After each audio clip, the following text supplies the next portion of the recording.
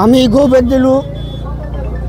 আমি আশা কৰি আছোঁ আমাৰ এই সমৰা সমষ্টিৰ ৰাইজে সকলোৱে আশা কৰি আছে যে লোকেল কেণ্ডিডেট দিব, আমি লোকেলকো মানি লৈছোঁ। গতিকে ৰেকিবুদ্দিন ডাঙৰীয়া ই এজন ছয়তান, ই এজন গুণ্ডা, বিজেপিৰ এজেণ্ট হয়। বিজেপিৰ এজেণ্ট যদি নহ'ব তেনেহ'লে আজি ইমান CRP পুলিচ এনেকৈ লৈ আহিলে নহ'লেহেঁতেন। গতিকে এনে বুজা গৈছে যে ই এজন বিজেপিৰ এজেণ্ট। গতিকে এওঁক আমাৰ ৰাইজে কেতিয়াও মানি নলয়। যদি হাইকমাণ্ডে যদি ৰেকিবুদ্দিনে টিকেট দিয়ে তেনেহ'লে আমাৰ ৰাইজে কোনেও মানি নলয়। আমি এখেতক প্ৰত্যাখ্যান কৰিম। আৰু আমাৰ আগতে এজনে কৈয়ে গৈছে যে চামগুৰিৰ দৰে হ'ব, ঠিক তেনেকুৱাই হ'ব।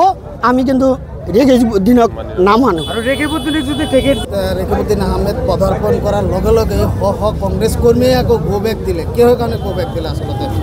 গো বেক দিলে মানে আমি স্বাধীনতাৰ পিছৰ পৰাই আমাৰ সমষ্টিটো SC সমষ্টি আছিল। এতিয়া আমি SCৰ পৰা মুক্ত হৈছোঁ। মুক্ত হৈ আমি লোকেল কেণ্ডিডেট লাগে, আমি দূৰৰ কেণ্ডিডেট আমি ছাপোৰ্ট নকৰোঁ। লগতে বিশেষকৈ অসুবিধা হৈছে আমাৰ, মানে সি হ'ল বিজেপিৰ এজেণ্ট। আজি আপোনালোকে সকলোৱে দেখা পাইছে এই চনতলী বা কালাতলী বা গৰাইমাৰী অঞ্চলৰ মানুহে কিমান ফৌজ লৈ আহিছে। সি যদি একচুৱেলিতে সমষ্টিত সোমোৱাৰ ইচ্ছা আছে, সি অকলেচোন আহিব পাৰে। তাৰ যদি সৎসাহস আছে, ইলেকশ্যন খেলাৰ যদি সৎসাহস আছে, আৰু সি হ'ল গুণ্ডা প্ৰকৃতিৰ মানুহ, যাৰ কাৰণে আমি তেওঁক নিবিচাৰোঁ। আমাৰ লোকেল লাগে, আমি লোকেল বিচাৰি আছোঁ। হাইকমাণ্ডক কি ক'ব? হাইকমাণ্ডক কি কওঁ? হাইকমাণ্ডক আমি এইটো অনুৰোধ কৰোঁ যাতে আমাৰ লোকেল কেণ্ডিডেট দিয়ে, আৰু যদি বেলেগ জেগাত বহিৰাগত কাৰোবাক কেণ্ডিডেট দিয়ে নিশ্চয় চামগুৰিৰ দৰে হ'ব। আপোনালোকে সকলোৱে জানে বা ওপৰ মহলেও জানে, চামগুৰিত যেনেকুৱা কৰিছিলে, হয়তো তেখেতসকলে ভাবিব পাৰে যে আমাৰ মিয়া মানুহে কেৱল কংগ্ৰেছতে ভোট দিব পাৰে, কিন্তু সেইটো আশা কৰাটো ভুল হ'ব। যদি বাহিৰা মানুহ দিয়ে তেতিয়াহ'লে আমি সেইটো বিকল্প ব্যৱস্থা কৰিম। বিজেপিৰ এজেণ্ট সি, কৈছোঁ বিজেপিৰ এজেণ্ট নহ'লে ইমান ফৌজ লৈ সি কাৰ সাহসত আহিছে? নিশ্চয় হেমন্তই কৈ দিছে। আৰু বিজেপিৰ যে এজেণ্ট সি, ৰাজ্যসভাত সি বিজেপিক ভোট দিছে, এইটো অসমৰ বা দিল্লীৰ ৰাহুল গান্ধী চাহেবেও জানে, অসমৰ মানুহেও জানে। আৰু যদি এতিয়া যদি সেই এজেণ্টক এই টিকেট দিয়ে তেতিয়াহ'লে আমি প্ৰত্যাখ্যান কৰিম। গোবাই দিছোঁ মানে ৰেকিবুদ্দিন চাহাব এই 15 বছৰ যে MLA আছিলে, আমাৰ অসমত এই কি কৈছে, এই জাতিৰ হকে কোনো মাত মাতা নাই। 1 নম্বৰ কথা হ'লে সি জাতিৰ হকে একো মাত মাতা নাই।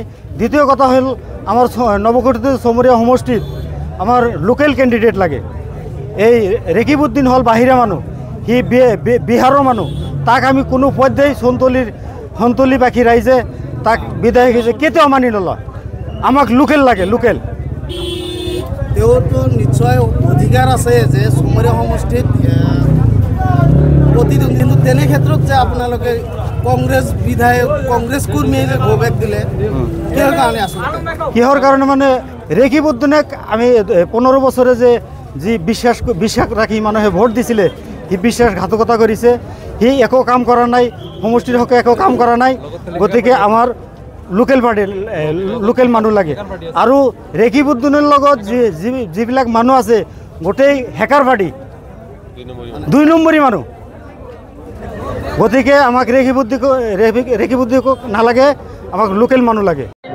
আমি মানে এই রেকিবুদ্দিন আহমেদর হিসেবে হাই আছো জিন্দাবাদ দিকে জিন্দাবাদ মানে শাহজাহানও ইও টিকেট প্রার্থিত্ব আমার রেকিব দাও সমুরে 27 নং সমুরিয়া সমষ্টি টিকেট প্রার্থিত্ব পাইছে।